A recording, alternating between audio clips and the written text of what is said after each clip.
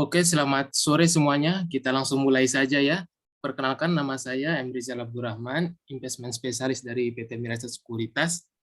Sebelumnya saya ucapkan terima kasih kepada Bapak Ibu yang sudah meluangkan waktunya untuk menghadiri sharing-sharing rutin kita setiap bulannya. Ya, ini materi kali ini saya membahas tentang IPO gitu. Karena memang awal tahun 2022 ini sangat banyak sekali perusahaan yang IPO, dan yang terakhir yang terbesar itu Goto gitu. Nah, tentunya sebelum kita order IPO kita harus tahu dulu nih tata cara registernya seperti apa, kemudian cara melihat perusahaan yang kira-kira bagus IPO itu seperti apa. Nah, itu nanti kita akan bahas ya. Oke, langsung saja saya mulai untuk IPO itu sendiri. Nah, IPO itu merupakan salah satu aksi korporasi yang dilakukan oleh sebuah perusahaan di mana IPO ini menjadi alternatif pembiayaan bagi perusahaan yang mau listing gitu. Nah, biasanya perusahaan yang memilih IPO ini tentunya dia memikirkan ketika saya minjem uang di bank, saya harus setiap bulan bayar bunga gitu. Nah, sedangkan kalau memakai sistem IPO itu tidak dikenakan bunga gitu. Karena kan kita menjual sebagian saham kita. Nah, biasanya memang pasar modal ini dijadikan sebagai alternatif pembiayaan gitu. Karena memang banyak sekali kalau kita lihat perusahaan-perusahaan kecil lah yang katakanlah dia cuma tokonya di ruko tapi nyari pendanaan sampai ratusan M bisa di market pasar Indonesia gitu. Karena memang pada dasarnya Bursa Efek Indonesia itu setiap tahunnya kan dia ada target untuk melistingkan company-company yang ada di Indonesia. Nah, tentunya dengan target tersebut kadang Bursa Efek memang tidak memperhatikan kualitasnya gitu. Hanya memperhatikan kuantitas. Nah, kalau yang misal udah lama ngikutin, kalau kita lihat beberapa IPO ada yang sukses, ada juga gitu yang nggak sukses. Nah, maka dari itu kita akan bahas nih tentang IPO itu sendiri. Nah, biasanya ketika kita punya perusahaan, ketika kita melakukan IPO, kita itu biasanya dikategorikan ada 3 nanti. Nah, ini yang pertama, ada yang namanya papan utama, kemudian papan pengembangan, dan papan akselerasi. Nah, maksudnya seperti apa? Maksudnya di sini, ketika sebuah perusahaan itu melakukan IPO, harus dilihat dulu dia seperti apa ini kondisi keuangannya. Apakah dia sudah beroperasi berapa tahun? Nah, ini kalau kita lihat di sini, ketika perusahaan yang mau IPO, itu biasanya harus dicek dulu, dia sudah beroperasi berapa lama. Kalau misalkan kita lihat kan kalau mungkin yang udah tahu itu biasanya IPO dia masuk papan akselerasi. Nah, itu inilah yang dimaksud biasanya ada kategorinya. Dia masuk papan akselerasi tersebut biasanya dia masih belum laba dan lebih dari setahun dan dia asetnya itu kurang dari 50 M gitu. Nah, sedangkan kalau papan pengembangannya dia asetnya itu lebih dari 100 M, kemudian ada jumlah pemegang sahamnya 500 gitu. Kemudian yang papan utama, dia sudah beroperasi lebih dari 3 tahun, kemudian dia harus mencetak laba, itu kriterianya. Jadi misalkan apakah boleh nih perusahaan dia rugi masih bisa mencari pendanaan dari IPO? Bisa. Namun ada beberapa catatan gitu. Misalkan dalam 6 tahun dia harus laba nih. Nah, makanya banyak memang kalau kita lihat perusahaan abal-abal yang hanya mengeruk duit di market, kemudian IPO-nya ditinggalkan gitu. Banyak sekali kalau kita lihat kalau yang sudah mempelajari dunia IPO gitu. Maka dari itu kita perlu cari tahu nih perusahaannya gitu. Kemudian, nah ini konsepnya sebelum bahas IPO Arana. Di bursa saham, mungkin Bapak Ibu yang baru di market, itu dikenal dengan auto reject atas dan auto reject bawah. Artinya apa? Nah, suatu saham itu dibatasi naik turunnya dalam 1 hari. Misalkan saham yang di bawah harga 200 itu auto reject atas atau batas maksimal dia naik 1 hari itu 35%. Sedangkan Untuk saham yang 200 sampai 500 itu maksimal naiknya 25%, kemudian ARB-nya masih sama, aturan selama pandemi ARB cuma 7%. Kemudian saham yang di atas 5.000 itu maksimal naik dalam satu hari 20%. Nah, terus bagaimana kalau untuk konsep saham auto reject IPO? Nah, setelah kita tadi udah tahu nih yang di bawah 235%, biasanya di hari pertama saham yang di bawah 200 itu 2 kali persentasenya. Artinya dalam hari pertama sering kadang kita lihat ketika auto reject atas itu langsung 75%. Nah, ini panduannya. Jadi misalkan dia kalau di bawah 200 maka di 2 kali 35 gitu. Nah, auto reject atasnya 2 kali persentase gitu, maksimal naik hingga 70% pada hari pertama gitu. Dengan kelompok saham di bawah 200, sedangkan yang lainnya akan mengikuti sesuai ketentuan hanya hari pertama. Kemudian hari berikutnya ya akan sesuai dengan kategori harga di sini gitu. Misalkan dia katakanlah sahamnya itu bergerak di atas 200-an, maka besoknya ya naiknya sekitar 25% gitu. Nah, terus kemudian latar belakang IPO. Sebenarnya seperti yang saya jelaskan tadi, biasanya latar belakang IPO itu dulu yang pertama adanya kesulitan dalam berpartisipasi IPO bagi investor retail. Nah, IPO ini dulunya kan belum ada.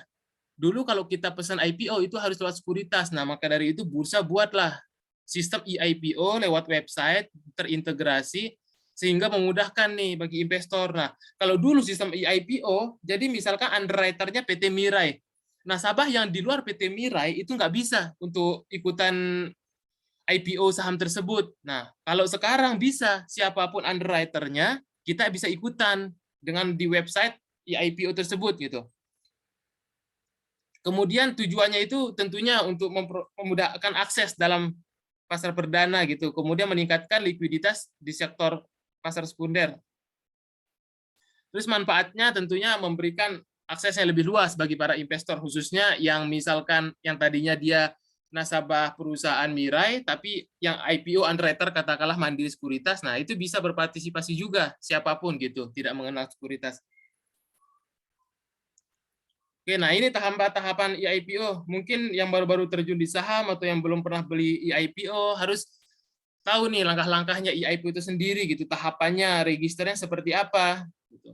Nah tentunya kita harus register dulu mengunjungi website ipo.co.id. Nah nanti kemudian yang kedua, Bapak Ibu klik menu register. Kemudian Bapak Ibu masukkan email dan pilih jenis investor. Kemudian isi data diri gitu, seperti gini contohnya. Bentar. Nah, seperti ini contohnya gitu. Kalau tampilan awalnya IPO kan seperti ini. Nah, nanti jadi Bapak Ibu bisa kelihatan gitu untuk ininya. Untuk sahamnya yang sedang IPO itu apa saja gitu. Nah, nanti Bapak Ibu bisa cek, kemudian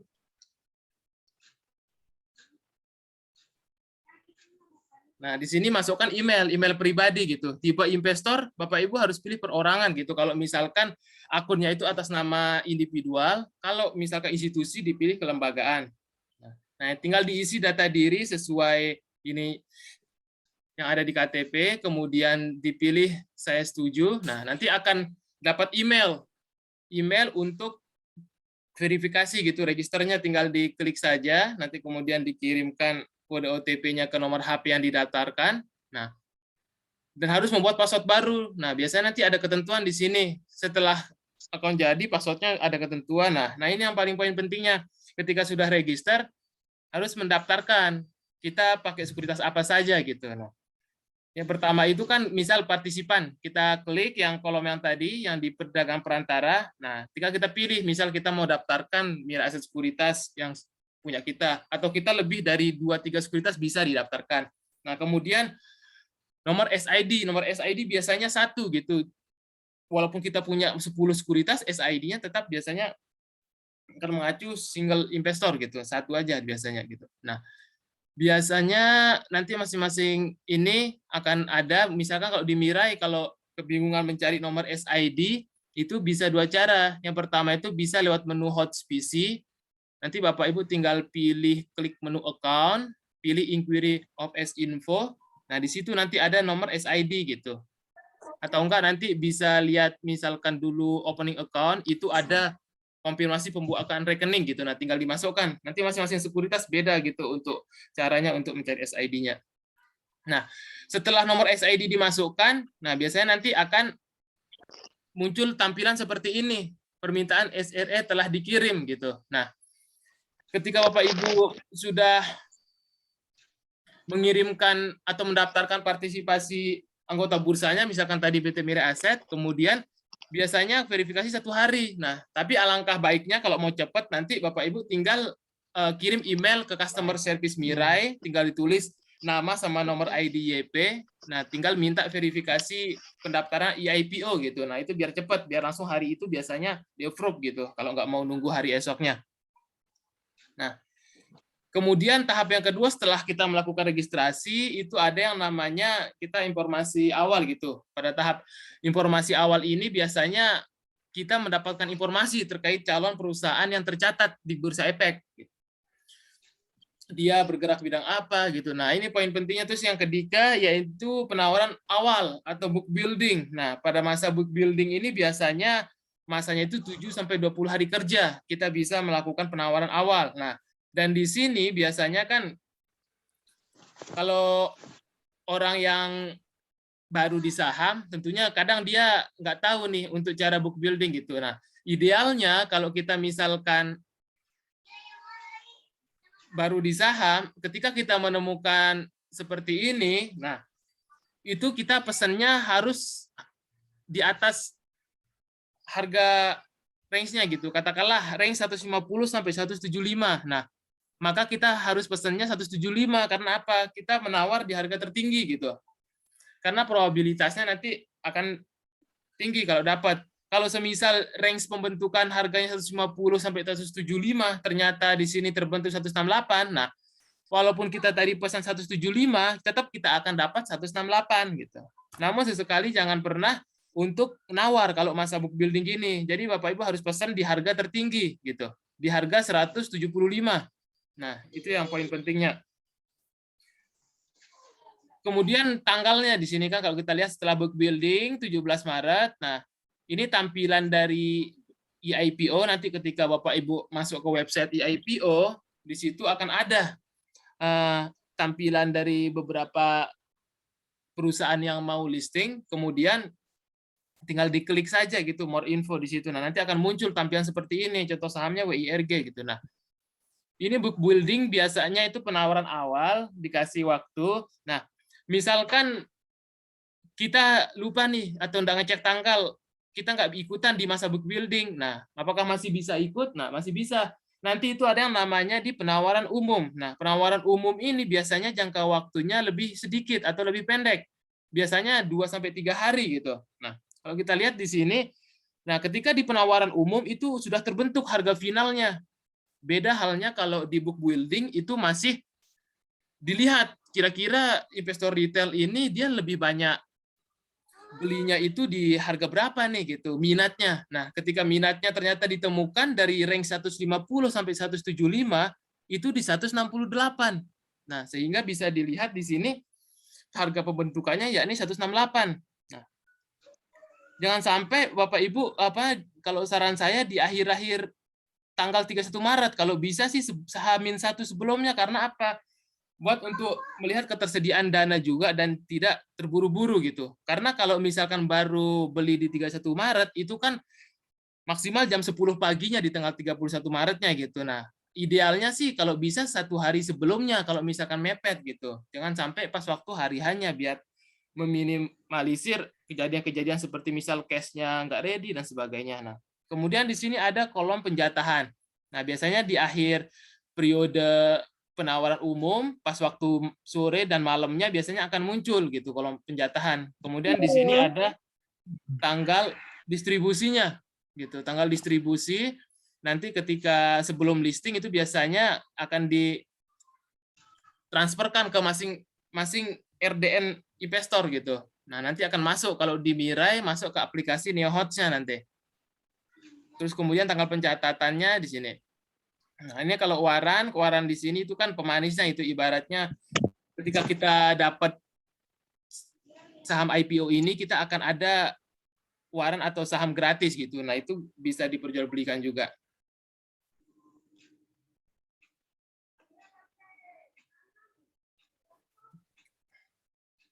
Oke, nah ini nih untuk kita cara ordernya. Yang pertama itu kita harus klik sahamnya, nanti tinggal kita pilih kolom di sini ada flash order. Nah, di sini nanti biasanya ada flash order gitu di sini. Nah, ketika kita udah klik, nanti akan muncul, tinggal kita menyesuaikan. Misalkan kita security brokernya Mirai atau mau pilih broker yang udah kita daftarkan. Nah, tinggal kita pilih saja nanti di sini. Kemudian price-nya misalkan udah terbentuk berapa di perusahaan umum. Terus kuantitinya tinggal disesuaikan, kita mau pesan berapa, dan kita pilih send gitu. Nah, setelah nanti kita pilih send, tentunya nanti akan muncul gitu, kayak contohnya misalkan di sini, ketika kita lihat nanti kita udah beli saham apa, nanti tinggal kita pilih menu order, kemudian kita klik nih gambar mata di sini untuk melihat kita statusnya approve atau gimana. Kalau masih belum di approve, nah itu harus ditunggu gitu dari sekuritasnya masing-masing. Nah, nanti kalau ketika udah klik gambar mata, nah nanti akan muncul seperti ini tampilannya di menu order kita. Itu kalau kita dapat penjatahan, nanti akan muncul seperti ini gitu. Allot scale back gitu. Nah, allotted gitu. Nah, kemudian kalau kita misalkan nggak dapat, itu nanti not allot gitu. Nah, biasanya di sini banyak untuk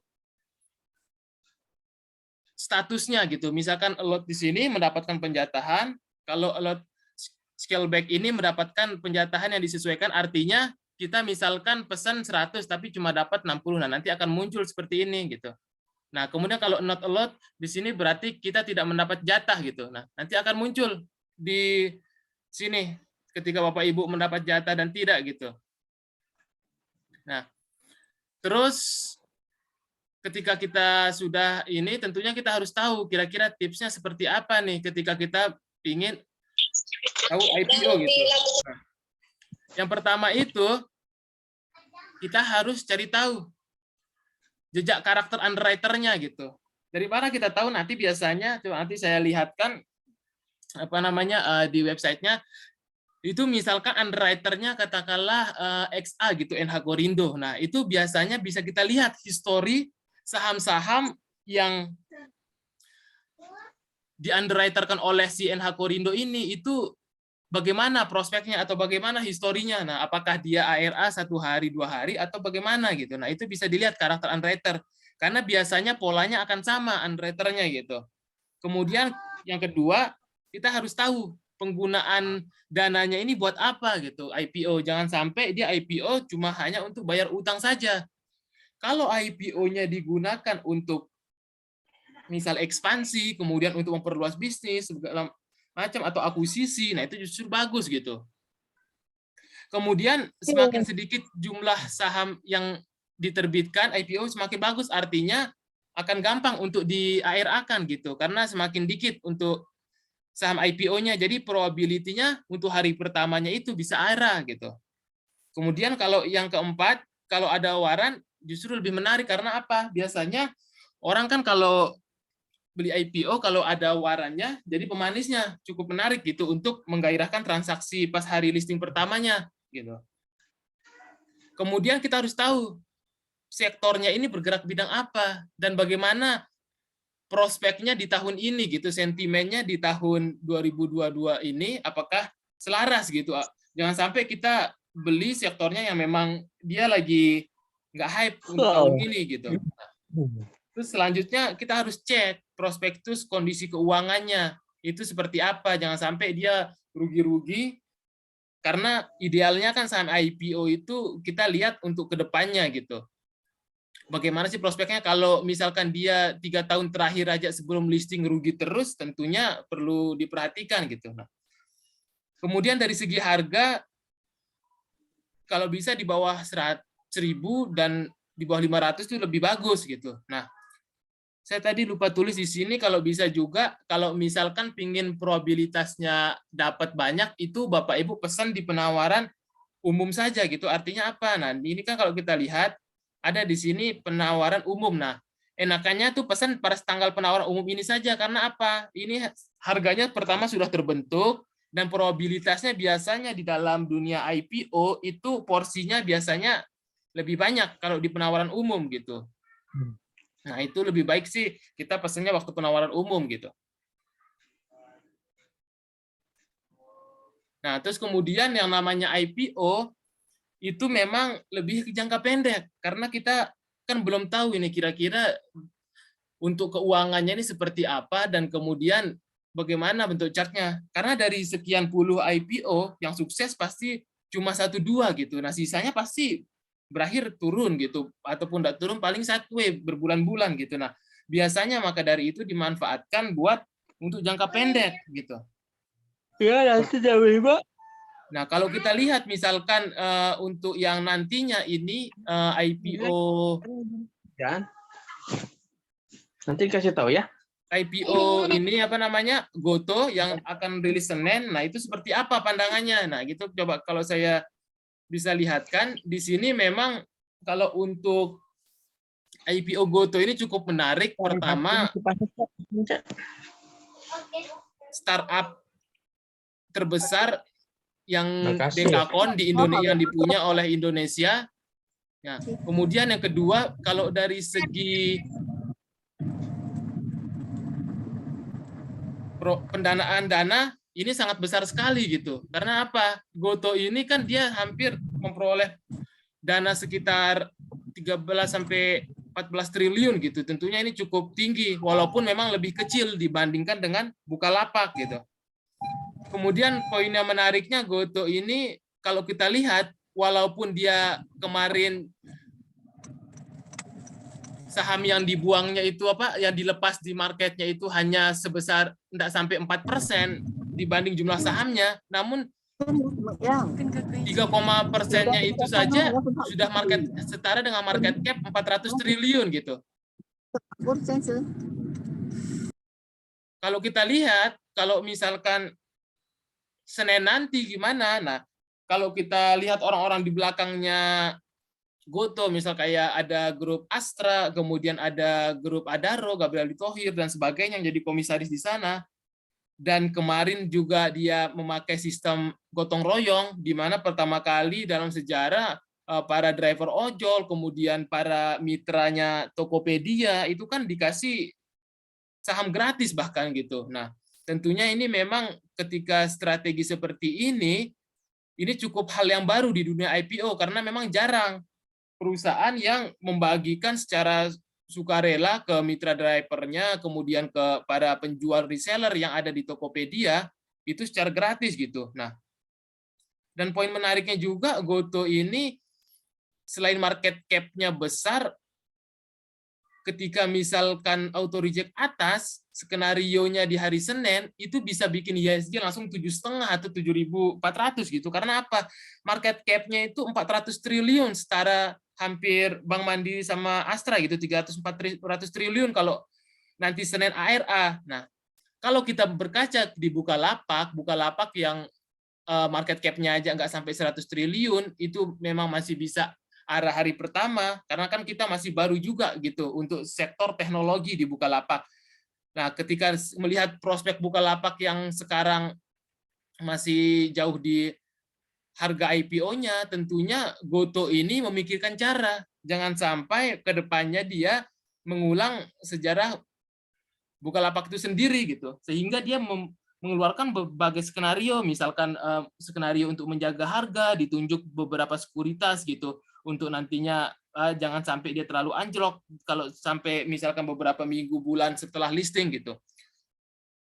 Kemudian kalau kita lihat juga pemegang saham lamanya itu di lock 6 sampai apa namanya yang investor saham seri A-nya itu minimal 6-8 bulan selama dia listing gitu. Itu tidak boleh jualan. Nah, itu memang salah satu strategi yang digunakan gitu.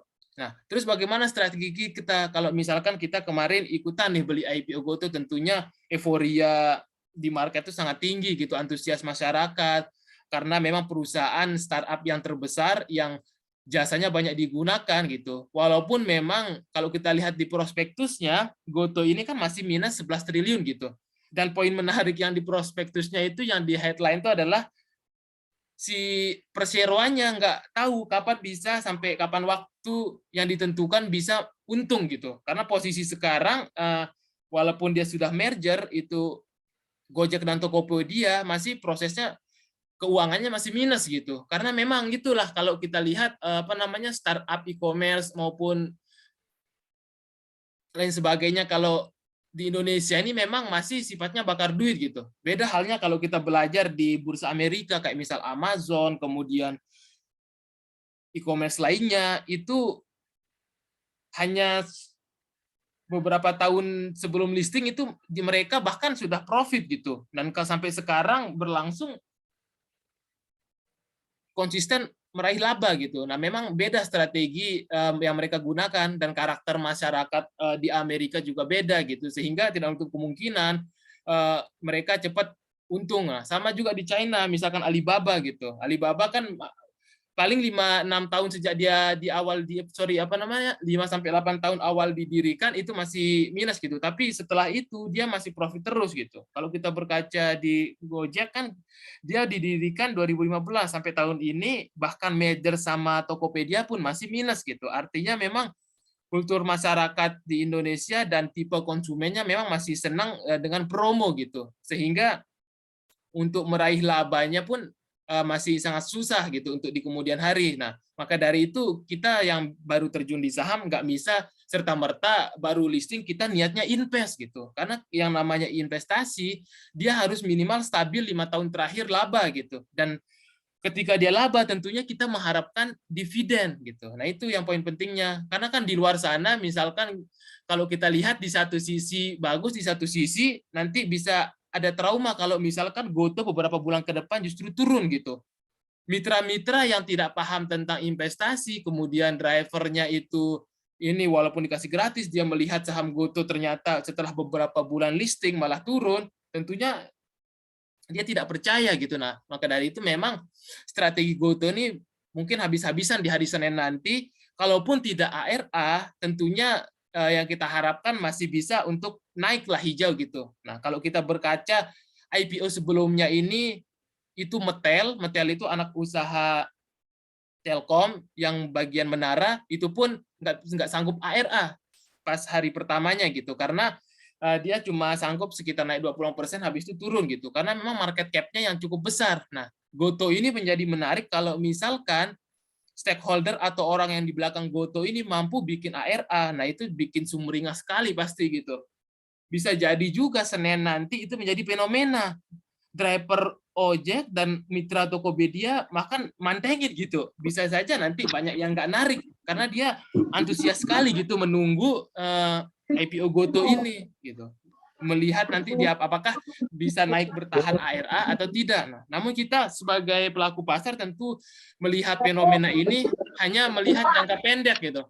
Kalau misalkan skenarionya dia tidak berhasil bertahan ARA di hari pertama gitu, nah itu ada baiknya kita lakukan take profit saja gitu. Kalau misalkan skenarionya dia bertahan sampai sore ARA, bisa di keep. Nah, terus kapan kita jual? Jualnya itu kalau udah selesai ARA, karena ini barangnya cukup berat gitu, bobotnya tinggi di market gitu. Yang penting kita realistis saja, karena market cap-nya yang tinggi, karena sekali dia ARA itu bisa mengangkat IHSG gitu, bobotnya tinggi, kayak sudah masuk 5 besar gitu. Nah, dari itu Senin ini nanti memang menjadi sejarah baru gitu bagi IPO di Indonesia, khususnya Gotoh itu sendiri gitu. Tentunya mereka juga belajar dari Bukalapak, jangan sampai gagal gitu. Minimal ARA lah hari pertama, karena Bukalapak aja bisa ARA, masa segelas Gotoh nggak bisa gitu. Nah, kemudian di sini kalau kita lihat Bukalapak itu kemarin kenapa masih menjadi banyak fenomena turun, karena memang kalau kita lihat padahal itu Bukalapak itu 2 hari sudah memberikan gain hampir 50% ke atas gitu. ARA kan 2 kali. Nah, namun memang tipikal investor kita itu greedy gitu. Sudah dapat 50%, dia nggak melihat padahal bobotnya Bukalapak kemarin itu cukup tinggi itu di sektor teknologi. Dia berharap sampai 4 kali arah, padahal udah 2 kali arah. Itu adalah sangat bersyukur karena apa? Kalau di sektor teknologi sama seperti Goto, ini kalau apa namanya info yang saya dapat, beberapa emiten memang institusi itu dapat hampir puluhan M gitu, yang mesen-mesen banyak, dan mereka ada juga yang nggak di sistem lock gitu. Bayangin aja, misalkan kita kalau sebagai pemegangnya Goto, katakanlah hari Senin, naik 20% aja, kalau misalkan kita punya barang 10 M, nah itu kan sangat berasa banget gitu. Nah, kemudian kalau kita sebagai investor kecil, ya kita ngekor aja. Kalau misalkan seperti Bukalapak itu kan, kalau yang ngikutin waktu hari keduanya itu 7 juta lot itu di bid-nya itu diguyur semua turun. Nah itu maka kita sebagai investor retail juga ikutan buang gitu. Lah dana-dana besar aja pada TP masa kita ngotot. Nah biasanya kan kemarin yang nyangkut itu karena dia mengejar gitu. Maka dari itu biasanya IPO itu sih kita beli sebelum listing. Jangan kita beli wah misal udah 2-3 kali arah kita baru kejar gitu, karena risikonya tinggi kalau misalkan dia udah nggak ARA lagi. Nah biasakan kita belinya itu dia sebelum listing gitu karena lebih cocok. Nah kemudian untuk selanjutnya, nah kalau kita lihat di sini nanti saya sambil contohkan. Nah ini kira-kira apa namanya buat untuk kalender aktivitas. Nah, dari semua ini, dari awal 2022, yang bisa dibilang sukses itu cuma baru ADMR dan WIRG gitu.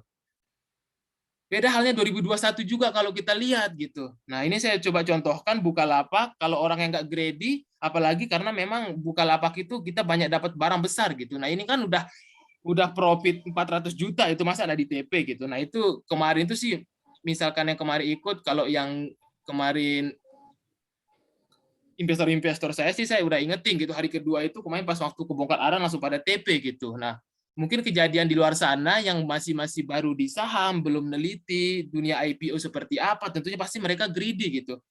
Karena memang IPO teknologi ini semakin besar dana yang diserap itu triliunan, tentunya kue bagi-baginya itu kalau kita misalkan apa namanya di luar investor retail itu banyak jatahnya gitu. Kayak Goto ini saja yang saya dapat info juga, misalkan sistem penjatahannya kan kalau yang di bawah pesan 10 juta itu dapat hampir ada yang 20-40% gitu. Kalau yang pesan 100 juta paling dapat 16-20%.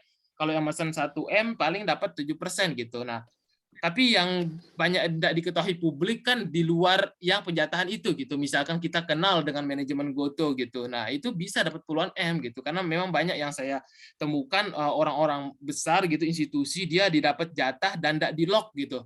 Nah, itu kan kalau misalkan hari pertama aja udah naik 20% udah berasa bagi mereka gitu. Apa misalkan dia dapat 20 M gitu penjatahannya. Nah, maka dari itu memang kita kalau investor retail ya mau nggak mau kita ngekor saja gitu. Misalkan apa namanya sahamnya ini listingnya bobotnya besar, ya kalau udah misalkan skenarionya nggak kuat arah ya kita take profit saja gitu. Toh juga secara keuangan mereka masih rugi, nggak bisa kita jadikan patokan untuk kita mau investasi jangka panjang gitu. Lebih baik kita invest ke saham-saham yang udah lama listing, yang udah terkenal apa namanya laporan keuangannya gitu, yang udah bertahun-tahun. Nah di sini nih saya juga kemarin sempat beli WIRG gitu. Kenapa sih alasannya beli WIRG? Ini kan 4 hari aja booming gitu ya 200% gitu. Walaupun saya dapat dikit lah ya 4 jutaan gitu, tapi kenapa sih alasannya? Ini salah satu tipsnya juga kalau kita dalemin.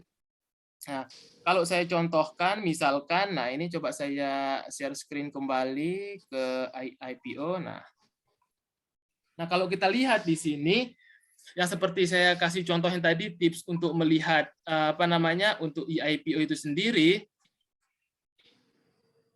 Nah, yang pertama kan kita harus lihat karakter underwriter-nya gitu. Dari mana sih kita tahu karakter underwriter-nya? Nah, coba kita pelajari ADMR. ADMR itu luar biasa sekali sih karena memang orang-orang di belakangnya memang lagi diproyekkan gitu. Nah, perlu dicatat juga IPO ini sebenarnya adalah bisnis proyek antara emiten dengan underwriter-nya gitu.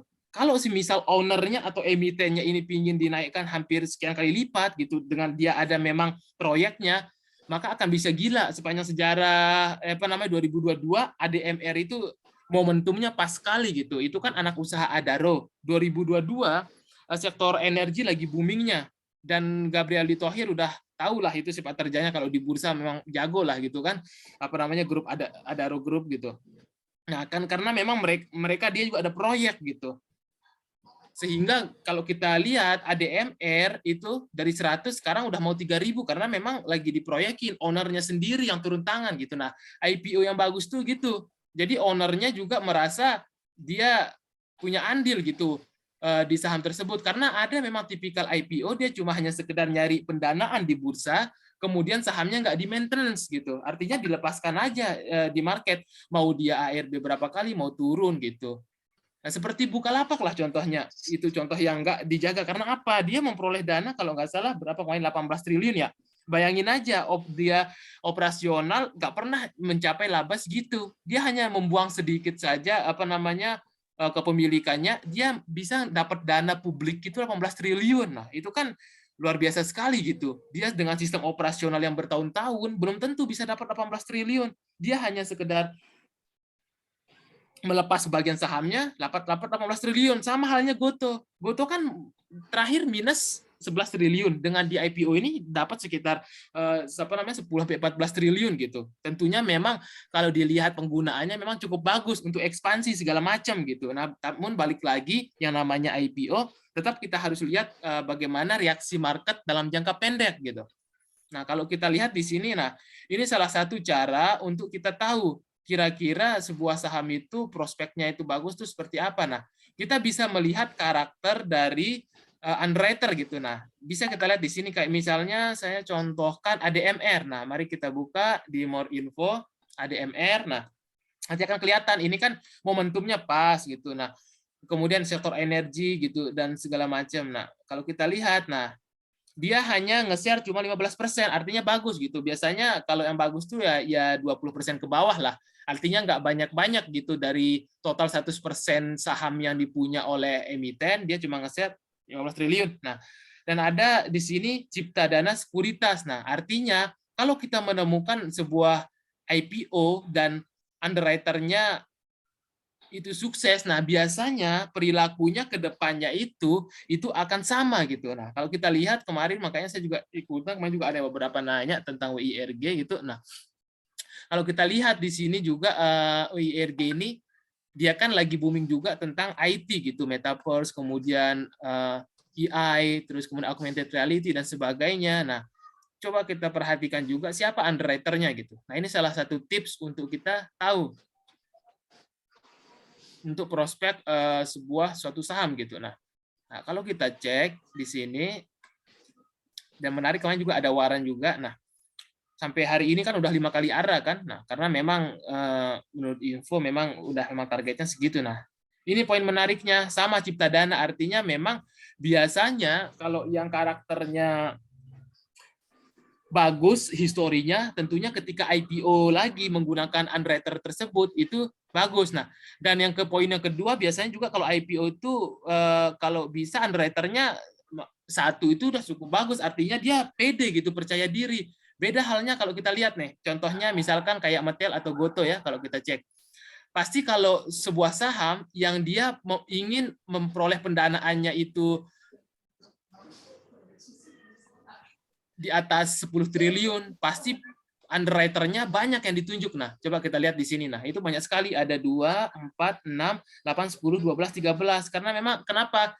Nah, karena tujuannya membentuk underwriter-nya sampai 13 ini, karena biar dia mencapai target perolehan dana gitu. Beda halnya kalau misalkan perusahaan memang dia cuma, apa namanya, di maintenance-nya bagus, itu pasti dia underwriter-nya dikit gitu, karena memang pendanaannya juga memang di bawah 1 triliun gitu.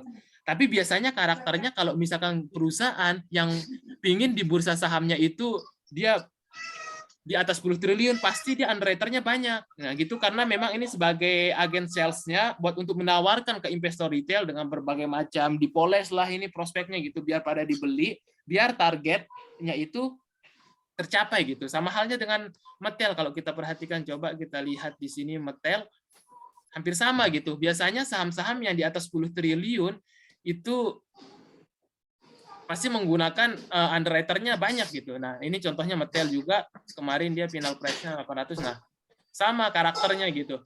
sama karakternya sama-sama banyak gitu, karena memang begitulah gitu. Karena ketika dia semakin tinggi pingin dapat dana di market, tentunya underwriter yang ditunjuk sebagai agen penjualnya biar laku untuk dapat sesuai target himpun dana pun besar juga gitu. Nah, kemudian hari ini kalau kita cek hari ini ada menarik juga IPO kan Siko. Nah, Siko itu memang apa namanya, kita harus pahami juga karakter underwriter. Coba kita lihat Siko. Siko ini kalau nggak salah NH Korindo gitu. Nah, NH Korindo ini memang minimal sekali ARA lah. Nah, benar hari ini memang hari pertamanya 1 kali ARA gitu. Nah, kalau kita lihat juga, namun di sini cukup besar yang diiniin gitu, apa namanya, hampir sampai 30% gitu NH Korindo. Nah, namun sih memang mungkin karena ada pihak yang ngepom kan di sini dia NH Korindo tadi itu yang ngepom kan Belpin tuh kan, tahu sendiri nih mungkin Bapak Ibu yang udah tahu gitu. Nah, makanya hari pertamanya IPO hari ini kalau nggak salah Siko ini dia nggak kuat ARA gitu. Tapi memang karakternya sih hari pertama pasti minimal ARA gitu. Nah, begitulah kira-kira kalau misalkan Bapak Ibu pingin melihat karakter sebuah underwriter gitu. Dan biasanya yang namanya IPO lebih ke jangka pendek. Nah, itu poin pentingnya. Jangan sampai Bapak Ibu kena kasus seperti di Bukalapak karena optimisme teknologi, padahal udah tahu apa secara keuangan aja masih minus gitu, tapi masih aja dipegang. Apalagi misalkan yang udah paham cara baca chart masih ngotot aja apa namanya bisa balik lagi gitu ya. Nggak bisa seperti itu gitu. Mending sih kalau misalkan mau coba di dunia IPO dana kecil saja gitu. Kalau belum memahami seluk-beluknya dana kecil, buat biar tahu feel-nya kalau IPO itu seperti apa gitu, dan relatif lebih ke jangka pendek gitu. Nah. Oke, langsung saja mungkin biar ini karena banyak sekali saya lihat pertanyaan di sini apa namanya, pertanyaan-pertanyaan. Kemudian yang pertama itu BBCA. Nah, mungkin nanti saya bahas ini ya di kemudian hari aja, di akhir, karena bahas IPO mungkin saya ini dulu yang benar-benar ini IPO.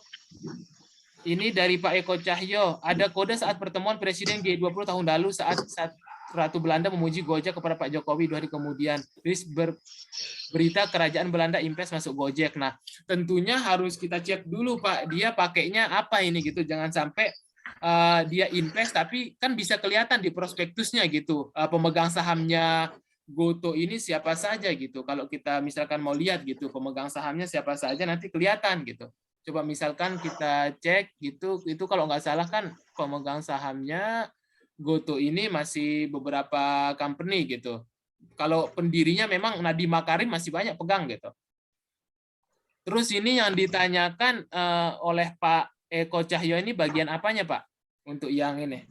Mungkin bisa lewat suara atau chat boleh gitu. Mungkin lebih suara aja biar kita ini saling kenal juga. Yang ditanyakan terus bagian apa nih kira-kira Pak? Untuk dari poin yang di ini untuk Pak Eko Cahyo. Apakah masih ada di tempat Pak Eko Cahyo?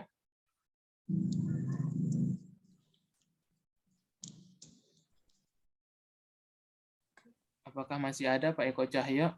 Gitu. Coba kita cek ya, more info sebentar. Kita pakai yang prospektus ringkasnya aja. Nah, di sini kan nanti biasanya apa namanya? Di sini berarti dia yang di prospektusnya biasanya kan akan muncul gitu daftar pemegang saham. Tinggal kita search aja gitu daftar pemegang saham, nanti akan muncul di sini. Tinggal kita search daftar. Iya Pak Ijal, maaf. Gimana Pak Eko? Iya yang sorry. Tadi yang saya tanya ternyata udah Bapak jelaskan terkait pemegang emiten. Jadi ya saya info yang dari Pak Ijal bagus banget. Ternyata udah terjawab gitu. Kode-kode yang tadi emiten itu siapa, yang pemegang ternyata itu juga berpengaruh juga ya saat IPO gitu Pak. Benar. Jadi tapi kalau kita lihat di sini memang kebijakan Goto ini kalau di prospektusnya itu kan yang pemegang saham lama kayak Nadiem Makarim itu nggak boleh jualan gitu. Memang sih salah satu strategi dia pemegang saham lama itu nggak boleh minimal 8 bulan sejak listing. Nah, itu kan secara teori ya. tapi yang namanya praktik di lapangan bisa pakai nama beda kan gitu. Sama seperti Bukalapak. Nah, kenapa Bukalapak itu turun-turun drastis? Nah, itu pemegang sahamnya sih keluar gitu. Tapi kan memang publik banyak yang nggak tahu karena secara yang tertulis di prospektusnya dikatakan bahwa di lock up nih sahamnya 6 bulan nggak boleh jualan. Itu kan buat untuk menenangkan investor retailnya gitu. Sama sepertinya kayak kasus Buka gitu. Itu sebenarnya kalau yang publik nggak tahu itu pakai bisa dipindahkan sahamnya gitu, di crossing pakai nama yang beda lah gitu. Nah, pada dasarnya sih mereka pada jual di atas gitu, yang kemarin tuh apa namanya Bukalapak itu misalkan 800 sampai area 700-an gitu. Nah, sama seperti Goto ini kan buat untuk membangun persepsi bahwa kita ini komitmen loh, apa namanya, para investor atau para mitra gini, kita pemegang saham lama nggak jualan sampai 6 bulan ke depan. Nah, itu kan secara tertulisnya gitu, yang namanya juga IPO pasti ya akan ngomong gitu. Nah, tapi tetap juga kalau memang feeling saya sih memang akan naik, kalaupun arah hari pertama itu hanya bonus tuh. Nah, itu pun bonus gitu, karena mengingat bobot dan market cap yang tinggi gitu.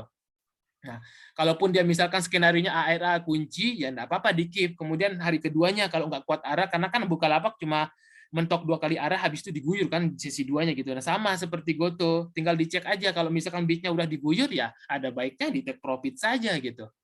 Toh masih profit juga kan, namanya juga IPO gitu. Kalaupun kita invest ya di saham-saham yang benar-benar udah terkenal lama gitu, misal kayak BRI, BCA dan segala macam gitu. Nah, itu sih untuk strategi kita yang misalkan kemarin beli IPO Goto gitu. Oke, mungkin saya lanjutkan saja untuk pertanyaannya karena banyak sekali ini saya lihat. Yo, Pak. Pak Rizal, boleh nanya nggak sebentar, Pak? Oke, boleh Pak. Gimana, Pak? Saya mau nanya, Pak, kalau dari sisi regulasi ya, kalau perusahaan misalnya rugi itu boleh IPO ya? Nah ini poinnya tadi. Oke, gini Pak. Jadi Kenapa, Pak? tadi kan saya sudah coba ini, kita ulang lagi ke materi IPO kita. Oke. Nah, jadi di sini ada memang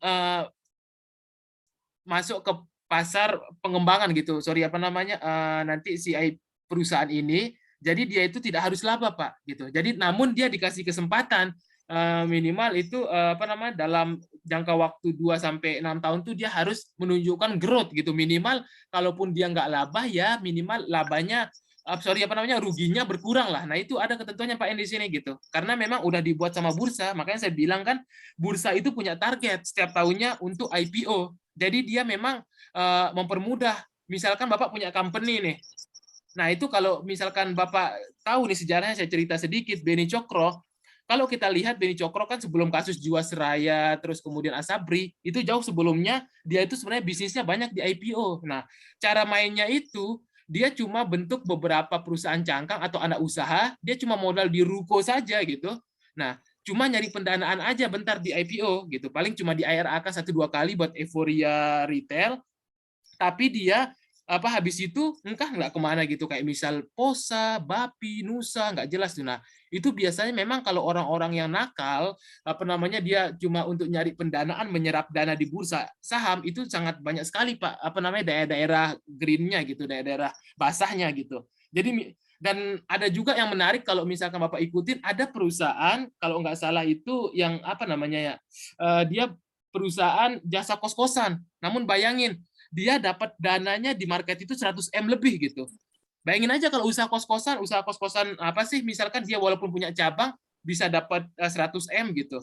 Nah, kecuali kalau misal besar kan gitu. Nah, ini ada memang kemarin kalau nggak salah, saya lupa tuh kode sahamnya, tapi saya juga ngikutin, dia perusahaannya belum banyak untung bahkan rugi gitu, tapi dapat pendanaan 100 M. Nah, itu sebenarnya pintar-pintarnya underwriter sama emitennya Pak, kerjasama gitu. Karena di dunia IPO itu kesepakatan nih antara emiten, si calon perusahaan sama underwriter. Katakanlah underwriter Mirai. Nah, itu dia rugi tetap bisa kita poles Pak. Artinya apa namanya, ketika untuk lolos di OJK itu bisa diatur Pak. Nah, itu untuk biar tahu aja nih ya, untuk pembicaraan aja gitu. Jadi pertanyaan Bapak apakah perusahaan rugi, bisa Pak. Itu bisa kita atur itu kalau di dunia IPO gitu. Jadi tidak menutup kemungkinan saham-saham yang rugi tapi kok dia dapat ratusan M. Nah, itu kan pintar-pintarnya underwriter-nya gitu dalam mempoles untuk menawarkan kepada retail gitu. Itu ke di IPO Pak, kira-kira yang tadi ditanya. Terima kasih, Pak Rizal. Oke, siap. Oke, kemudian di sini dia nanya tentang apa nih? ADMR company rugi harus dipesan. Ini Pak Indra maksudnya company rugi harus dipesan. Ya itu sih terserah masing-masing kan Pak. Namanya IPO kan kita manfaatkan jangka pendeknya gitu. Karena memang banyak perusahaan rugi ya. Kalau misalkan 1-2 kali arah kan udah lumayan gitu untuk misalkan jangka pendek gitu. Tapi untuk jangka panjang ya tidak disarankan gitu. Mending yang udah benar-benar sustain, benar kalau apa misal kayak katakanlah BCA gitu, nah udah sustain gitu, yang udah growing bahkan apa namanya Budi Hartono sama Michael Hartono nggak akan bisa ada yang lewatin selama Bank BCA terus naik gitu, karena kalau nggak salah data terakhir di Billionaire Index tuh 70% kekayaannya disumbang sama saham BCA, Budi Hartono sama Michael Hartono, tinggal lihat aja. BBCA nggak akan bisa turun banyak gitu. Makanya kemarin itu ketika misal ada yang ngikutin waktu COVID, ketika BCA anjlok, wah itu mah momen yang jarang terjadi 10 tahun gitu. BCA sampai kemarin sebelum listing itu kan kalau kita bahas sedikit ya pas waktu COVID 23.000 kalau nggak salah 20.000 gitu, itu mah momen bersejarah gitu. Karena seturun-turun BCA pasti akan balik karena terbukti dari krisis 98, 2008. Nah, karena apa? Karena memang BCA itu sangat bagus banget gitu. Apa namanya perusahaannya yang pertama, dia orang COVID aja masih menghasilkan laba belasan triliun 2 digit ya. Makanya perusahaan yang sangat wonderful benar tuh kata Pak Indra. Kemudian di sini Pak Wibowo, Bang semakin sedikit saham IPO semakin bagus, apakah ada batas-batasannya? Terus kemudian market cap kecil itu sekitar berapa miliar gitu. Nah, biasanya kalau kita lihat di sini, coba kita buka web IPO kembali. Nah, biasanya kalau untuk yang IPO itu sendiri memang sih market cap-nya itu bisa dikatakan di atas 100 M ke atas itu sih sudah bagus gitu. Artinya memang kalau kita lihat semakin kecil kan jumlah yang disebar ke publik artinya semakin gampang untuk naiknya gitu. Yang penting poinnya itu adalah berapa persen nih. Nah, kalau misalkan Goto ini kan sebenarnya secara logika sebenarnya bagus karena apa? Ini kurang dari ketentuan bursa, kan minimal ketentuan bursa itu 7%. Nah, maka dari itu biasanya sih kalau nanti feeling saya Goto ini mungkin akan right issue gitu untuk menambah jumlah saham yang beredar di publik. Nah, 3% ini kan masih kurang ketentuan. Ketentuannya itu kan minimal 5-7% gitu kalau untuk perusahaan yang tercatat. Nah, bisa saja nanti dia right issue atau enggak tender offer nanti untuk kedepannya Goto ini gitu. Nah, namun yang walaupun cuma 3%, Goto ini itu market cap-nya tinggi banget gitu. Nah, ini yang menjadi poin menariknya gitu untuk strategi para underwriter-nya hari Senin nanti gitu dan para manajemennya gitu. Padahal dari segi sisi publiknya itu 3% sangat sedikit gitu. Jadi harusnya secara logika enteng arah. Nah, namun karena market cap-nya yang tadi sangat besar, nah ini memang yang menjadi tantangan. Arah adalah bonus kalau untuk Goto gitu. Untuk ketentuannya sendiri sih sebenarnya kalau kita lihat ya sebenarnya ada poin menarik nih kalau misal saya sharing ya. Misal contoh mungkin banyak yang nggak ngikutin nih. Contohnya di saham baik nih. Nah, ada IPO yang menarik kalau misalkan Bapak Ibu nanti bisa ini, kalau nggak salah nanti itu ada Olip. Nah, Olip itu bisa aja dipesan tuh. Nah, ada poin menarik biasanya di dunia IPO. Nah, ini nih apa namanya? Warannya 2:1 gitu. Coba contohnya kemarin baik. Nah, ini baik nih. Jadi 2:1. Nah, ini poin menarik yang mungkin Barat jarang dibahas di YouTube segala macam gitu. Nah, artinya di sini kalau kita lihat bentar saya matiin dulu. Oke, nah artinya kalau kita lihat ketika misalkan sebuah saham ada waran dan dia 2:1, artinya misalkan kita dapat 2 lot, dapat gratis 1 lot. Nah, kalau misalkan kita dapat saja 1 juta, itu kan kita akan dapat, misal katakanlah dapat jatah 2 juta nih, 2 juta, value-nya 2 juta lah gitu. Nah, 2 juta itu warannya 2:1, artinya kita dapat warannya 1 juta gratis. Nah, dan yang namanya waran itu naik bisa minimal, kan harganya itu kan mulai dari 1 kan, kalau waran tuh ketika IPO makanya nggak heran tuh pasti 20.000% karena emang dari harga 1 gitu. Nah, baik ini memang yang publik banyak nggak tahu, tapi para yang udah tahu di IPO ini itu pasti cuan banyak banget waktu hari pertama gitu, terutama para pemegang emitennya gitu. Itu misalkan kita dapat 1 juta aja, itu warannya, dapat 2 juta, artinya warannya kita dapat 1 juta. Nah, kalau hari pertamanya naik 10.000%, tinggal dihitung 1 juta itu jadi berapa gitu, 1 M kan. Nah, ini banyak yang tidak diketahui. Nah, terus kemudian share-nya ini dikit banget, cuma 3 juta lot. Nah, ada yang mirip-mirip nanti nih, yang kayak model kayak gini, dapat waran gitu. Tapi saya nggak tahu ya, kita bisa dapat banyak atau enggak gitu. Karena memang paling enak kalau misalkan Bapak Ibu di dunia IPO, kenal sama emitennya. Ketika Bapak Ibu kenal emiten, gampang. Kita bisa misalkan pingin dapat jatah gitu. Pingin dapat jatah, misalkan kita CS-nya nih, bro, ini dong jatah gua dapat fix allotment 10 juta aja gitu. Nah, ini menarik nih di Olip nih. Ini disclaimer on ya. Tapi kalau kita melihat poinnya, Olip ini nanti Bapak Ibu tinggal buka websitenya, memang cukup menarik sih, furniture, dia banyak perusahaan-perusahaan kayak kursi-kursi gamers, terus kursi segala macam lah. Nanti tinggal dicek di sini websitenya. Nah, ini poin menariknya. 1:1 warannya, artinya gini. Ketika Bapak Ibu dapat 1 juta aja, itu Bapak Ibu dapat gratis, warannya juga dapat 1 juta gitu. Nah, kalau skenario hari pertama dia naik 10.000%, tinggal Bapak Ibu hitung 1 juta jadi berapa duitnya gitu. Nah, ini poin yang jarang orang bahas gitu di dunia IPO. Tapi memang pasti pelit gitu untuk dapatnya segini, karena apa? Hanya 4 juta lot direbutkan oleh banyak orang.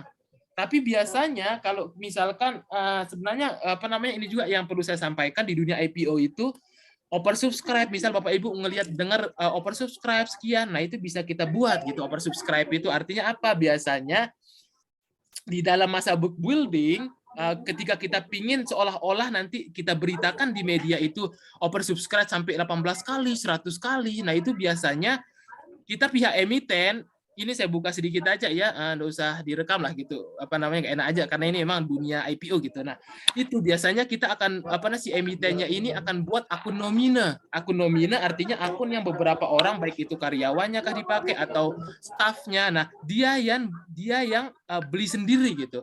Makanya nggak heran biasanya ditemukan misalkan IPO ini oversubscribe ratusan kali. Nah, biasanya kayak misal kasus WIRG juga, WIRG itu 200 kali kan oversubscribe-nya dapat rekor muri gitu. Nah itu, dan kita pun kemarin dijatah sedikit banget gitu. Saya mesen banyak pun enggak dapat gitu, karena memang ownernya sendiri yang serap gitu. Karena dia tahu nih kondisi perusahaannya sangat bagus, dia nggak mau retail banyak milikin gitu. Nah, biasanya kalau kita pingin bikin oversubscribe itu kita buat akun nomina beberapa, itu nanti kita yang beli sendiri gitu, tapi atas nama orang lain. Jadi kelihatannya akan minatnya itu banyak gitu. Sama juga kayak misalkan kasus IPO lainnya. Nah, ini kalau untuk kasus status ini, nah ini saya cuma kasih gambaran nggak ya, nggak tahu nanti kita lihat kejadian nggak warannya itu bisa naik sehari itu 1.000 sampai 10.000% nggak. Kalau kayak misal hari ini kan Siko itu kalau kita cek coba. Ini cuma dicatat aja ya. Nah, ini saya cuma kasih gambaran. Misalkan ketika Bapak Ibu dapat 1 juta saja, dapat gratis waran 1 juta. Waran ini gila naiknya. Kalau misalkan 10.000% sehari, itu hitung aja 1 juta, 10.000%-nya berapa. Nah, itu Bapak Ibu hitung sendiri. Saya kasih tipsnya nih, mungkin banyak YouTube ya, ataupun orang nggak mau bahas, karena memang dunia IPO ini emang cukup menarik gitu kalau didalemin. Nah, kalau saya bahas, misalkan coba Siko hari ini yang pertama kali IPO gitu. Tadi hari pertamanya IPO memang arahnya kan nggak bertahan tapi gitu. Nah, di sini 10:1 gitu. Nah, coba kita cek, coba sambil saya cek saya bukakan ini memang cukup seru ya kalau dunia IPO ini, kalau yang dalemin nih. Jadi buat untuk nyari duit itu gampang lah, apalagi misalkan Bapak Ibu punya perusahaan mau nyari pendanaan ratusan M, puluhan M gampang di market. Nah, kalau Bapak Ibu tahu gitu. Misalkan punya usaha ruko-ruko, yang penting jalan, mau di IPO kan bisa gitu, bisa dibuat gitu. Nah, coba saya sambil sharing. Nah, ini mungkin udah masuk ya untuk tampilannya. Udah masuk belum untuk yang Mirainya? Oke, nah coba kita perhatikan, waran itu kan dia dari harga 1 gitu. Nah, kalau kita lihat Siko hari ini naik, itu warannya, Siko warannya itu naik kalau nggak salah berapa tadi? Sekitar 284, sekitar 25.000% kalau nggak salah ya. Nah, memang kalau waran itu memang kan dari harga 1. Dia kalau naik naik ke 100 perak aja ini kan 5%, berarti kalau ke 200 20 ribuan gitu. Nah, sama kayak kasus kemarin WIRG. WIRG itu makanya saya kemarin ikut beli, tapi sayang juga karena saya memang nggak kenal juga sih ininya. Kalau saya kenal ownernya dapat dosa banyak-banyak dapat 10 juta aja gitu, udah senang banget gitu karena waranya gila gitu. Ini kan udah 5 kali ARA kan. Ini kalau kita lihat WIRG, coba kita lihat waranya. WIRG waran itu dari harga 1 ke harga 5 perak, bayangin aja gitu. Para pemegang saham lama, misalkan dia kenal dekat sama emitennya, udah berapa profitnya? Dari harga 1 perak loh. Kita misalkan dapat 1 juta aja itu warannya. Nggak usah banyak-banyak lah, 1 juta dari 1 perak. Sekarang harga 500. Hitung cuan aja itu. Nah, gitu. Enaknya dunia IPO itu kalau misalkan apalagi kenal sama ownernya, kita bisa minta jatah gitu kan. Aduh, enak banget, serius tuh. Cepet banget buat untuk dapat duitnya gitu. Asal udah paham gitu. Nah, kalau kita misal lihat kasus Buka nih, Buka itu sebenarnya kalau yang nggak greedy itu kan udah 2 kali ARA gitu, udah 2 kali ARA kalau kita lihat di sini naik sampai harga 13.25 50% gitu. Nah, kalau misalkan nanti skenarionya Goto, misalkan hari pertama ARA, oke, hari kedua terus dia kebuka ARA-nya, itu Bapak Ibu ada baiknya buang aja saran saya gitu, karena memang berat. Hari pertama ARA aja itu sangat bersyukur karena kalau kita lihat saya tanya juga beberapa banyak juga lumayan dapatnya kan gitu, walaupun nggak seberapa, tapi kalau naik aja itu udah sangat bersyukur gitu. Yang penting gitu kalau untuk skenario nanti. Nah, mungkin saya tanya dulu ini. Nah, Rizal, boleh nanya lagi? gimana?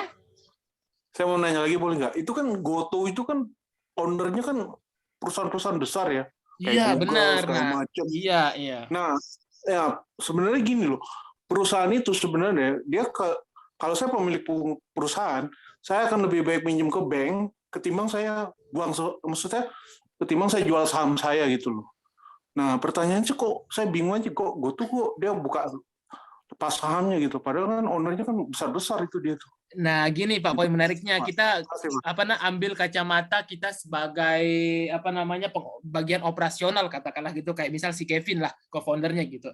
Kalau saya misal sebagai si Kevin, karena saya lihat kondisi memang keuangan Bukalapak ini dari beberapa tahun masih minus belasan triliun. Nah, poin yang pertama adalah kalau misalkan saya pinjam di bank, yang pertama harus ada agunan, nah, gitu. Kemudian yang kedua, belum tentu bank mau kucurkan dana 11 triliun untuk perusahaan yang masih rugi gitu. Itu logika sederhananya gitu.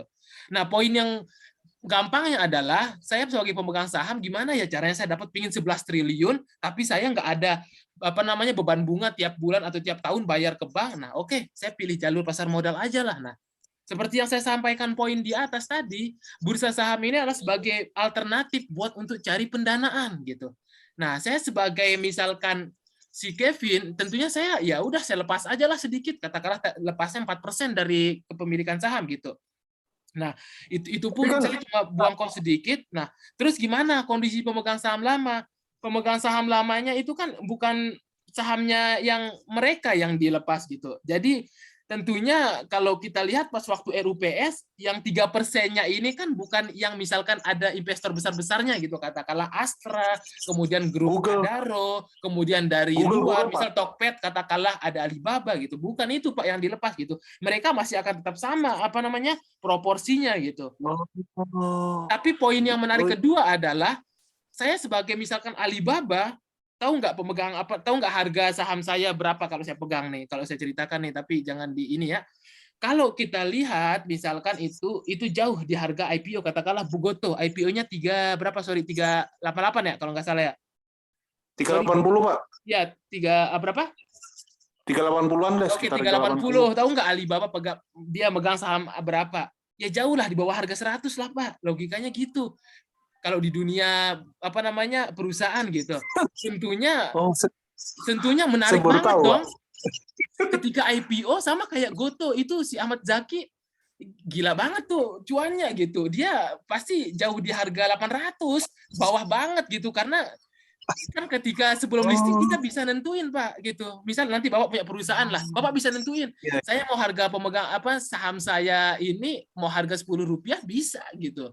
Nanti ketika listing 300-an bisa gitu. Nah, itu di dunia perusahaan pastinya paham kalau yang udah tahu gitu. Nah, poinnya itu adalah biasanya di sektor teknologi itu adalah sebagai media untuk dia bisa take profit lah katakanlah.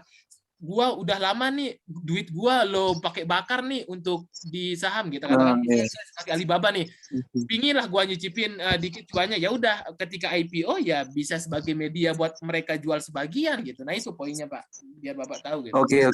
Oke, makasih Pak. Nah itu banyak yang anak tahu gitu. Nah ini benar Pak Eko, kalau banknya minjemin Goto 11 triliun dengan kondisi perusahaan yang 5 tahun terakhir masih minus, ya bisa nol gitu. Benda nol juga sih sekelas BCA, kan asetnya ribuan triliun gitu, nggak mungkin juga sih. Tapi logikanya saya sebagai pihak bank, saya kan harus melihat nih agunannya apa nih, namanya juga startup, kan dia kalau dilihat nih poin menariknya nantilah kalau dibaca di kolom aset Goto itu ada aset yang paling banyak menyumbangnya, tahu nggak apa? Goodwill. Artinya goodwill itu adalah sejauh mana citra perusahaan itu yang paling banyak asetnya gitu. Dan itu kan Tapi sebenarnya ngukurnya gimana Pak? nah, kalau Measure-nya, itu Pak? nggak nampak, Kalau Pak. Artinya memang Goto ini menarik. Nggak nampak, Pak. Ngukurnya itu memang seberapa besar banyaknya user yang pakai, kemudian seberapa besar juga optimisme tentang potensi Goto ini bisnisnya ke depan. Nah, itu cara ngelihatnya, Pak, gitu. Tapi poin yang menarik, aset yang disumbangin bukan jumlah banyaknya driver ini, goodwill-nya. Goodwill-nya itu kan nggak bisa dilihat gitu ininya, karena yang namanya citra itu kan itu yang melekat, katakanlah sama kayak misal Gucci sama Louis Vuitton, kenapa bisa naik karena memang brandnya itu. Nah itu yang dijual Goto itu juga brandnya di asetnya gitu. Nah maka dari itu memang idealnya sih kalau saya saranin jangka pendek saja gitu, karena memang Tapi secara satu lagi aset, Pak, gimana? saya mau nanya nih, Aqua kenapa dia nggak IPO ya? Udah Dulu Pak kan dia pernah IPO. Aqua itu gini ceritanya. Aqua itu dia dulu sudah pernah jual saham. IPO, namun Iya. kemudian setelah diakuisisi sama Danone, pihak Prancis itu dia private. Nah, itu saya dulu juga udah pernah itu ada salah satu mentor saya yang saya juga belajar saham waktu itu. Itu kalau kita lihat historinya ketika dia jadi private equity itu berapapun harganya itu dibeli Pak. Jadi katakanlah sebelum dia mau cabut jadi private, udah nggak mau publik lagi, katakanlah harga terakhirnya katakanlah 500 perak ya Pak. Bapak tawarin Aqua harga 10.000 dibeli sama dia. Karena apa? Karena memang dia pingin masyarakat Indonesia sedikit banget yang pegang gitu. Dan ketika udah di listing sebuah saham, kita kan bingung mau jualnya di mana gitu. Nah, mau nggak mau, ya ketika dibeli misal 10 kali lipat di harga market, pasti kita jual gitu. Itu juga yang mentor saya itu juga nyesel juga dibilangnya gitu. Coba saya keep aja ya. Tapi memang menggiurkan waktu itu katanya. Ditawarkan 10 kali lipat di harga market gitu. Katakanlah harga market 100, si pihak Danone-nya hubungin investor retail, pemegang saham itu beli harga 1.000. Makanya orang pada jual. Nah, kalau dilihat sekarang investor retail nggak ada yang Aqua karena memang itu strateginya pihak Perancis, Danone itu nggak mau masyarakat Indonesia banyak pegang. Padahal kan aslinya dulu PT Tirta itu Aqua itu kan orang Indonesia ya gitu. Iya benar. Ya, tapi Tirta, namanya iya. bisnis gitulah Pak. Itu kan harus kita telusuri dulu lah gimana sejarahnya kok bisa nih owner PT Tirta jual sama Danone, itu banyak lah, itu panjang gitu. Itu ribut Pak, keluarganya ribut itu. Ya, nah itu dia, kalau yang udah tahu pasti besar banget kalau kita lihat sejarahnya gitu. Akhirnya dijual itu, ya benar. Iya, itu mah ada politiknya juga lah Pak, ada politiknya juga gitu. Oke, selanjutnya pertanyaannya ini GTSI. Nah, GTSI ini sebenarnya ada poin menarik yang banyak nggak diketahui publik. Kemarin coba kita lihat ya GTSI. GTSI ini kalau nggak salah ya Pak, kenapa itu yang pertama kita dikasih jatahnya 100%, ya apa nggak mabuk tuh. Secara logika, semakin banyaknya jatah, semakin berat, dan persepsi market itu makin jelek. Makanya hari pertama GTSI ARB gitu. Kemudian dari segi prospeknya juga di situ kan penggunaan dananya nggak jelas. Nah, dan ada poin menarik juga yang jarang dilihat, pemegang sahamnya, ownernya. Di situ ada keluarga si ini siapa namanya yang cendana, si anaknya Pak Harto siapa namanya?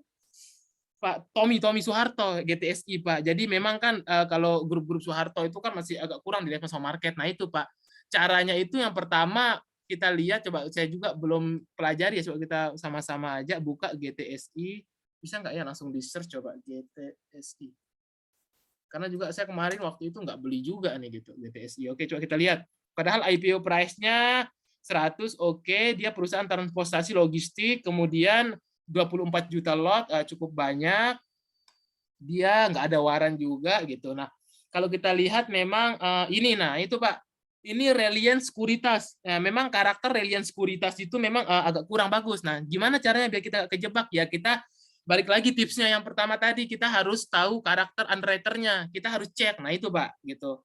Untuk biar terhindar. Yang kedua, dalami prospektusnya. Jangan sampai nggak pernah baca prospektus, karena disitulah biar tahu potensi sahamnya gitu. Itu kan kalau kita lihat pemegang saham GTSI itu kayak Tommy Soeharto segala macam, makanya kemarin tuh langsung hari pertama langsung ARB dan dijatah retail 100%, dan lihat dia mau pakai dana apa ini gitu, perusahaannya itu bergerak bidang apa, gimana historinya dan segala macam gitu Pak, biar nggak terjebak gitu. Nah benar, siapa ini tadi Pak Angling Budi, benar ada jasa kos-kosan, emang dia dapat 100M. Saya lupa dah, coba ya kita biar telusuri bersama. Saya lupa tuh ada tuh, saya juga poin menarik soalnya saya ikutin tuh IPO kos-kosan tapi dapat ratusan M, gila banget saya bilang gini, dunia IPO ini pas waktu saya dalemin gitu, apa namanya, IPO perusahaan kos-kosan. Nanti coba kita lihat gimana dia nih. Nah ini bisnis kos-kosan kemarin dia dapat berapa itu kalau nggak salah, apa nih, Indo ya kalau nggak sebentar, kalau nggak salah sih. Nah Indo coba kita lihat sahamnya. Kalau kita lihat chartnya, bentar, coba saya sambil lihatkan di ini. Oke, Indo gitu. Nah, Indo, coba kita lihat di sini Indo harga IPO-nya waktu dulu, bayangin aja gitu. Waktu dulu sekitar ini apa namanya, berapa dia? Hari pertamanya coba pakai mandi. Oke, 270 ya. Berarti dia waktu 2020 gitu. Ini bentar. Itu waktu itu cuma 200, sekarang cuma ditinggal gitu. Jadi memang saham-saham yang apa namanya IPO itu hanya bisa dihitung jari yang sukses. Nah, makanya saya pesan, saya kalau di dunia IPO ya lebih ke jangka pendek gitu, karena bisa dihitung jari yang sukses itu gitu. Yang lainnya ya kalau nggak ada prospek, apalagi kalau misalkan beberapa tahun udah listing nggak ada kinerja laba bagus, ya nggak ada sentimen, ya akan berakhir di situ saja gitu. Nah, Indo ya benar, Indo itu benar Pak ini. Oke, ini waktu nggak terasa udah lumayan, apa namanya, mungkin saya bisa ini coba apa namanya. Nah, ini Pak Gordon Saragih tadi saya udah kasih tips gitu. Jadi apa namanya tentang underwriter gitu. Jadi kita harus cek Pak. Jadi misalkan di sini di IPO nanti Bapak cek gitu untuk karakter si saham ini seperti apa gitu di IPO-nya, nanti bisa dicek underwriter-nya kan bisa kelihatan nih gitu. Kayak misalkan nanti contohnya katakanlah Olive nih, ini disclaimer on ya, yang penting saya kasih tahu nih, waran 1:1, ini 4 juta lot. Kalau dapat 1 juta aja udah dah, tinggal dihitung cuan. Kalau dapat, saya feeling juga sih nggak akan dapat banyak gitu. Karena 1 juta aja naik 10.000% warannya udah miliarder Bapak Ibu gitu. Tapi feeling saya sih ini pasti pakai banyak akun nomina nih, ownernya pasti nggak kasih banyak retail gitu. Nah ini nanti tinggal dicek gini. Nah ini misal katakanlah Olive Dana Tama Makmur Sekuritas. Nah tinggal dicek IPO sebelumnya kan tinggal bisa dicek di sini Pak, nanti karakternya seperti apa sih, kalau Dana Tama ini bisa berapa kali sih ARA gitu. Nah tinggal dicek aja, nanti di sini ada listnya gitu. Dana Tama, tapi emang nggak bisa satu-satu sih, nanti tinggal bisa di Google coba apa namanya IPO Dana Tama, nanti biasanya muncul gitu. Nah seperti itu kira-kira. Tadi terakhir ini MTMH ya, tadi pertanyaannya. Nah ini menarik juga, MTMH ini dia harganya 1000-an gitu. Jadi memang kalau untuk ARA sih histori semacam Apia, Cimori itu sih agak jarang ya di ARA gitu. Kemudian dia juga ini kan bergerak sektor rumah sakit. Kan sekarang alhamdulillah lah ya, apa namanya, Covid sekarang mereda gitu, walaupun memang pasti kalau perusahaan rumah sakit ketika booming-boomingnya Covid gitu. Nah, ini memang cukup menarik sih Pak, karena ada underwriter Ciptadana gitu. Nah, Ciptadana memang apa karakternya memang kan bagus gitu ya. Kalau untuk hari pertama sih menurut saya ya, nanti tapi saya belum baca dulu, nanti saya harus baca prospektusnya gitu. Tapi kalau dari segi apa namanya karakter, ini Ciptadana HBCA dan cuma 12%. Dan kalau nggak salah, bentar, kita harus tahu juga nih orang-orang di belakangnya, kayaknya nih grup ini apa ya, saya lupa dah, saya pernah baca tuh MTMH ini grup ada grup konglomerasinya kayak grup konglomerat gitu ya. Saya lupa, ntar coba didalemin. Ya bisa sih hari pertamanya kemungkinan naik gitu. Kalau arah hanya bonus, tapi sih kalau arah sih bagus lah gitu. Tapi sih prospek oke lah gitu untuk hari pertama listingnya. Kalau dilihat karakter underwriter ya, tapi balik lagi saya harus cek dulu apa namanya prospektusnya gitu untuk yang ini. Oke, mungkin itu saja. Mungkin ada yang terakhir, ada yang mau bertanya? Mungkin satu pertanyaan lagi. Biasa kan IPO memang kita beli sebelum listing gitu. Karena kan kalau udah berhenti arah kita bisa jualan gitu. Karena kebanyakan orang kan yang belum paham di market, mungkin dia nggak tahu dunia IPO, dia nggak beli gitu pas waktu sebelum listing, malah ngejar gitu. Yang akhirnya ya nyangkut gitu. Karena memang banyak yang nggak tahu caranya gitu.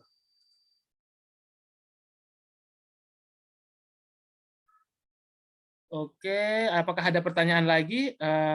Sebelumnya saya ucapkan, oh iya lupa saya ini pencerahan BCA. Oke, ini ya saya bahas tadi, saya udah janji. Oke, bentar saya bahas ini sedikit sahamnya Bapak Ibu, walaupun kita bahas IPO karena memang pertanyaannya ini dia ingin dibahaskan saham gitu. Oke, ini Pak siapa tadi ini Pak ini apa namanya? Siapa ini BBCA? Saya lupa bentar. Pak siapa nih? Pak Indra ya, Pak Indra. Oke. Mohon pencerahan BBCA. Oke, kita lihat BBCA. BBCA secara chart, kalau kita lihat sederhananya kan, oh belum ini ya. Bentar saya masukkan dulu share screen-nya. Oke, udah kelihatan belum ya? Sudah, Pak. Oke, nah BCA kalau secara kita harus lihat time frame yang lebih besar dulu ya, Pak. Kita harus pakai bulanan nih kalau misalkan kita lihat. BCA sekarang saya tanya Pak Indra, BCA uptrend apa downtrend? Kayaknya masih satu ya, Pak. Ini lihat secara bulanan, Pak, secara bulanan nih. Kita apa namanya breakdown Uptrend, Pak, uptrend, Pak. Oke. Uptrend. Mantap, pintar. Terus secara weekly, dia gimana? Sideway ini kayaknya sih. Oke, uptrend tapi sideway, benar. Nah, kan minimal udah tahu dulu nih cara baca trennya gitu. Oke, sideway tapi apa namanya uptrend tapi masih jangka pendek sideway. Sekarang daily gimana? Menurut sekilas saja sideway apa gimana? Sideway.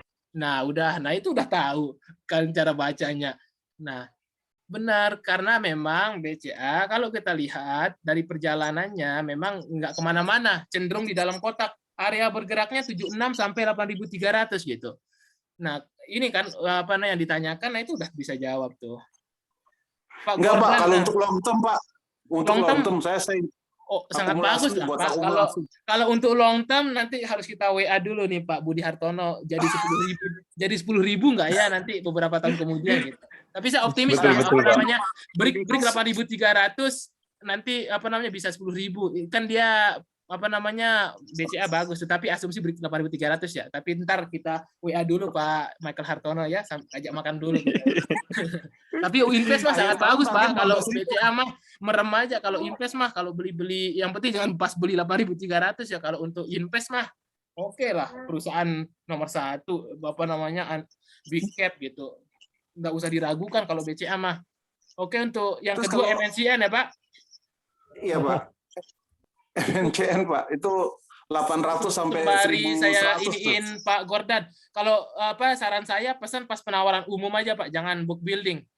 Begitu. Apa dananya kalau penawaran umum biasanya probabilitasnya dapatnya apa namanya pasti dapat lah gitu daripada book building gitu. Penawaran umum aja kalau saya biasanya penawaran umum gitu ikutnya.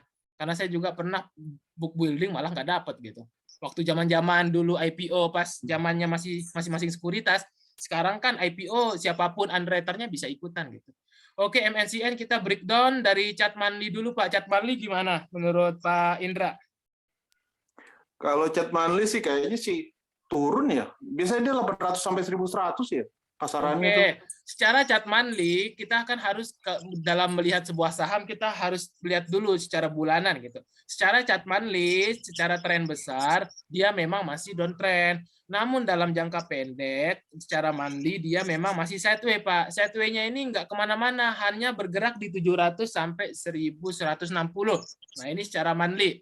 Kemudian secara weekly menurut Pak Indra gimana trennya katanya?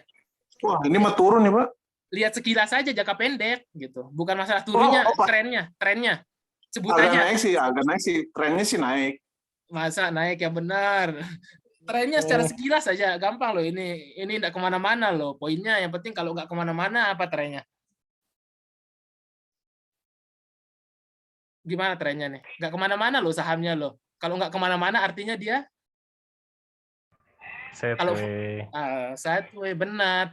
Jadi secara weekly MNC ini nggak kemana-mana Pak. Dia paling bergerak di 780 sampai 1065 kecuali chart weekly-nya nanti break 1065. Nah itu baru keluar sideway. Nah itu cara kita buat ngelihat sebuah saham gitu. Terus secara daily memang dia kalau kita kecilin dia memang dalam jangka pendeknya masih uptrend karena masih bentuk higher high-nya di sini kan, higher high di sini kan bentuk higher high-nya gitu. Dalam jangka pendek masih memang uptrend secara jangka pendek ya. Ini kita bedain time frame bulanan, mingguan sama daily. Namun memang dia masih nggak kemana-mana, masih cenderung ditahan di resisten 1025 Pak gitu. Pergerakannya pun ya kalau kita bilang sideway memang masih sideway, bergeraknya cuma begini, sama kayak weekly gitu. 800 sampai 1025 Pak gitu dia MNC. Memang tipikal agak lemot. Kalau misalkan grup MNC yang lagi digarap itu ya sektor yang kayak misal IATA yang goreng-gorengannya Pak gitu. Kalau untuk ininya paling yang digarap cuma mesin aja itu. Kalau untuk yang ini kan IATA, Becap, Kepik gitu, yang high risk-nya. Kalau MNC-nya memang dia agak kurang Pak untuk pergerakannya gitu. Nah itu ya kira-kira reviewnya. Oke, makasih Pak Rizal. Oke, tidak terasa jam 5 udah mau persiapan buka ya bagi Bapak Ibu yang mau buka di bulan suci Ramadan. Saya ucapkan terima kasih sebelumnya kepada Bapak Ibu yang telah meluangkan waktunya. Semoga apa yang saya sampaikan bisa bermanfaat dalam mengarungi perjalanan trading ataupun investasi Bapak Ibu gitu. Nah, oke, mungkin itu saja ya Bapak Ibu yang bisa saya sampaikan. Saya ucapkan terima kasih semuanya. Selamat berbuka puasa bagi Bapak Ibu yang menjalankan. Terima kasih Pak Rizal. Terima kasih Pak Rizal. Terima kasih. Siap.